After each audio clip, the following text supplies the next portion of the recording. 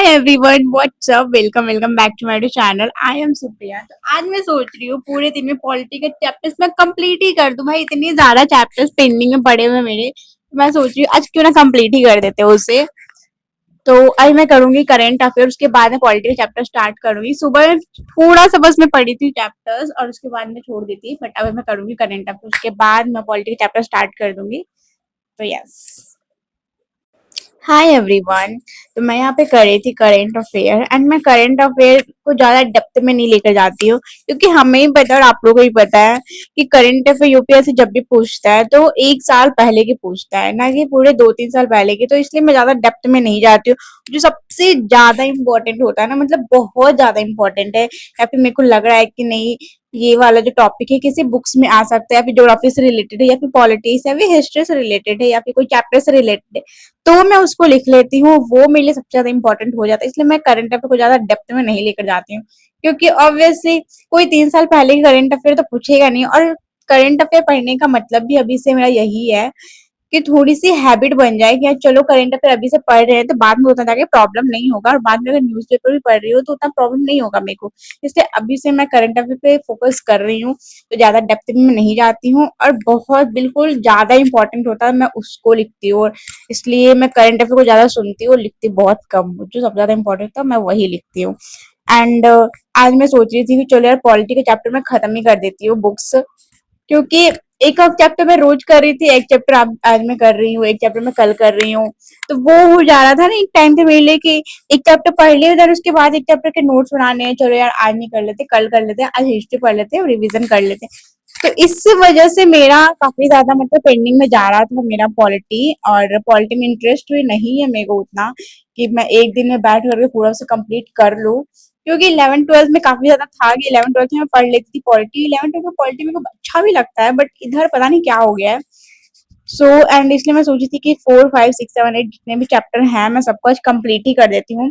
And मैं ये भी लेकर के चल रही थी यार चलो मैं नोट्स भी कंप्लीट कर दूंगी, बट नहीं, ये मेरे से नहीं हो पा रहा था। नोट्स तो बिल्कुल भी नहीं। अगर मैं नोट्स को साथ लेकर चलती तो या तो मैं नोट्स और लेक्चर को कंप्लीट करती, या तो मैं सिर्फ लेक्चर को कंप्लीट करती। एंड मैं लेक्चर ले भी रही थी तो साथ साथ में कुछ पॉइंट्स भी लिख रही थी, क्योंकि अगर कुछ पॉइंट्स में नहीं लिखती तो क्या फायदा, सिर्फ लेक्चर देख करके मैं क्या ही समझती। तो अगर इसलिए कहा जाता है कि जब लेक्चर आप देख रहे हो ना, तो मैम जो पढ़ा रही है वो भी नोट डाउन कर लो, और इतना तो मैम पढ़ाती है, इतना तो मैम पीपीटी पर लेकर आती है कि वो आपके लिए इम्पोर्टेंट होता ही होता है।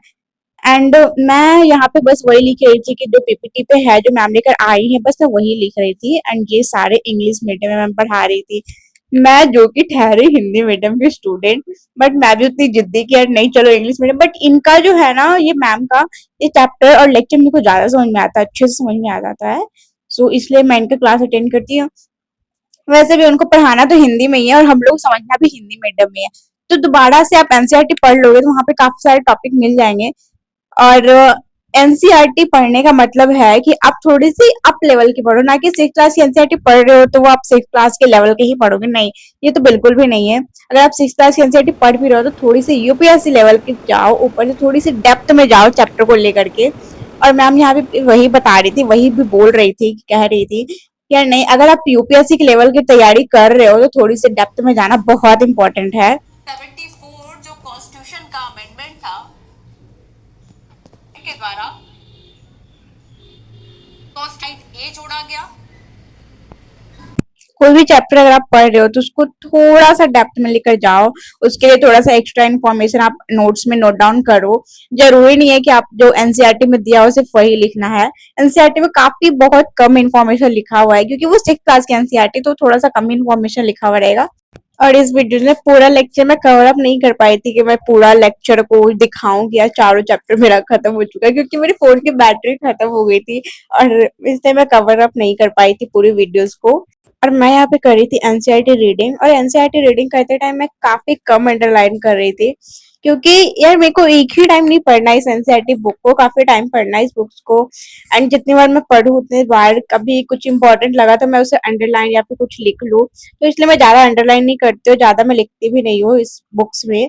काफी कम करती हूँ। अगर फर्स्ट रीडिंग मेरा चल रहा है तो मैं बहुत कम अंडरलाइन करती हूँ, ज्यादा मैं उतना बुक्स में कुछ लिखने का इंपॉर्टेंट वगैरह या फिर स्टिकी नोट्स वगैरह कुछ उतना करने का मेरे को जरूरत नहीं पड़ता है, मैं लिखती भी नहीं हूँ उतना, क्योंकि मेरे पास नोट्स है ऑलरेडी, मैं नोट्स में नोट डाउन कर लेती हूँ। सो बस बहुत कम एनसीईआरटी बुक्स को मैं अगर कुछ ज्यादा अगर इम्पोर्टेंट लग रहा, बहुत ज्यादा इम्पोर्टेंट, तो मैं लिखने का ट्राई कर लेती हूँ। So thank you so much for watching this video and don't forget to like and subscribe.